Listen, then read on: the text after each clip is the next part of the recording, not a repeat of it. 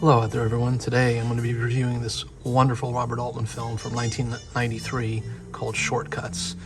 This film quite possibly has the most impressive ensemble cast I've ever seen. It's just terrific. I'm not going to read it off, but highlights include Jack Lemmon, Tim Robbins, Julianne Moore, and Huey Lewis even, Tom Waits. It's just a terrific, terrific cast. And the film itself is very good. It's really sort of fly on the wall, almost documentary style movie about living in LA circa 92 with more or less a real interesting cross-section of people socioeconomically. You have people living in Downey, California, and of course other people living quite well in wealthier parts. But it's really more about the non-glamorous LA that is so seldom featured in movies that feature Los Angeles. And it's just a wonderful film. And of course, Criterion has just done a terrific job with their transfer. This is the Blu-ray version. I put this in at least once a year. It's got some nice, disc art, and the back of the disc here, let me pull it out. Let's see here. There you go.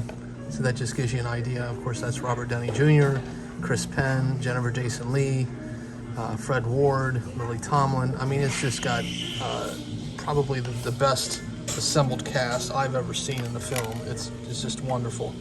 And in terms of the movie, again, I would just say that if you're into Robert Altman, if you are into intersecting stories, if you're into sort of LA circa 92, think of it as sort of a more jazzy version of LA Story, another really good movie from 1990 with Steve Martin in it. This is a more nuanced and arty version, I think, of that film.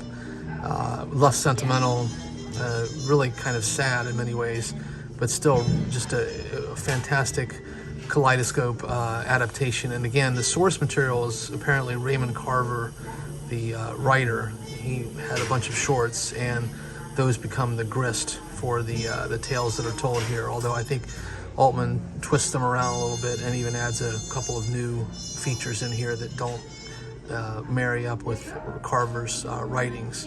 But so if you're interested in watching a fantastic ensemble drama with intersecting storylines circa the early 90s in LA, look no further than Shortcuts by Robert Altman.